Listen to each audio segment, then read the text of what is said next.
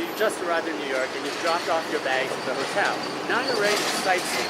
This is probably going to be at the top or near the top of your list. What, this nondescript street behind me? No, not the street behind me. That.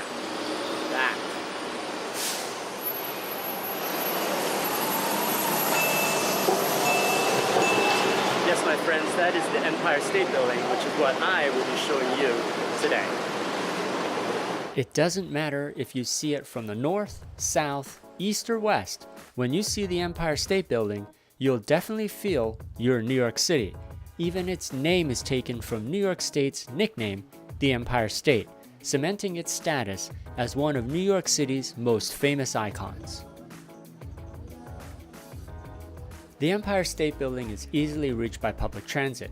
Just get off at the 34th Street Herald Square subway stop on the yellow and orange subway lines. It's also easily walked to if you're near Midtown Manhattan, like we were on our visit. And right at 5th Avenue and 34th Street, you'll find the Empire State Building's Art Deco entrance. Once inside the lobby, you'll see the lines for tickets, and here's Go and See's top tip number 1. To save time, we'd suggest you purchase your tickets online so you won't have the hassle of waiting online in the lobby. And yes, I said online because that's how New Yorkers roll. When you buy your tickets, you have the option of paying an extra fee to get an express ticket that'll bypass all lines and get you to the top faster. And Go and See's top tip number 2 is, in our experience, if you're traveling outside peak season, the express ticket may be unnecessary. Also, if you arrive early in the morning, the express ticket may also be unnecessary. However, if you only have limited time and are traveling during peak season, you may want to consider an express ticket, as it may help you get to the observation deck during the limited time you have. After leaving the lobby, you'll have to line up for security checks, which are pretty much par for the course these days. Once you pass through security, you'll be on your way up to the 80th floor in one of the building's historic elevators.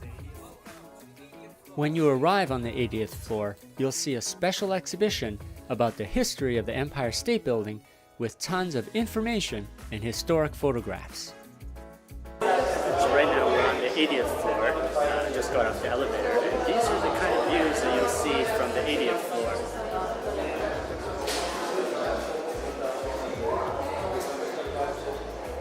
And here's Go and See TV's top tip number 3. Get your safety selfie here at one of the windows on the 80th floor.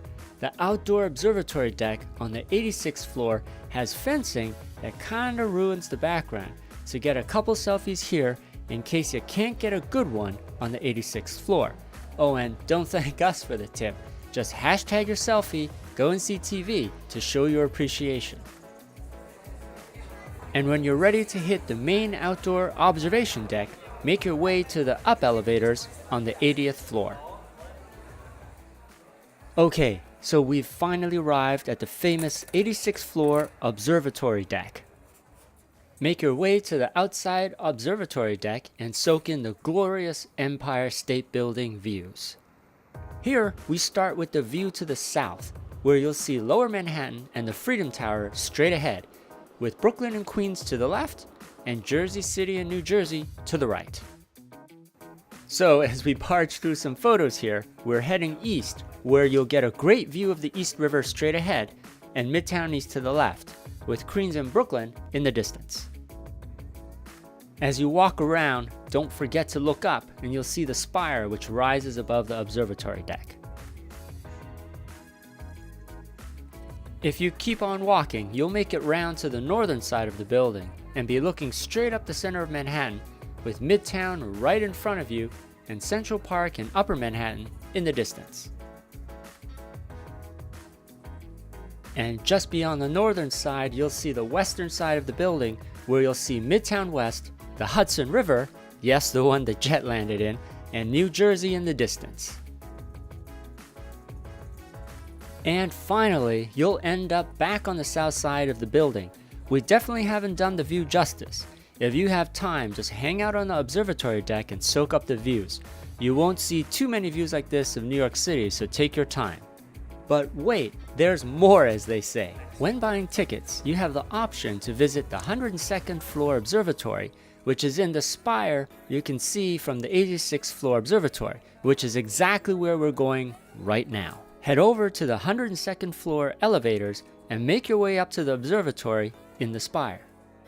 You'll arrive inside the small enclosed observatory inside the spire that was designed to allow airships to dock, even though it was not used in reality. And here is our top tip number 4. If you're traveling when the weather is good and you're on a budget, you can skip the 102nd floor observation deck. However, if you're visiting when it's super hot or cold, or if you want the best views possible, then feel free to include the 102nd floor observatory in your ticket purchase. And once you're done with the gorgeous Empire State Building views, just head back down the elevators and you'll find yourself back in the lobby. Of course, just because you're done with the Empire State Building doesn't mean there isn't anything else to do. There are a ton of things to do in the area, like visit Koreatown, which is only a few blocks away, walk the High Line, visit Fifth Avenue, or shop at New York's great photo shops like B&H Photo, which are all walkable from the Empire State Building. If you want to learn more, check out our videos on the High Line or visiting Fifth Avenue. I've actually just left the Empire State Building, and I hope you enjoy our video about the Empire State Building. If you have any questions, leave a question in the comment section below, and please like us and subscribe, and I will catch you in our next video.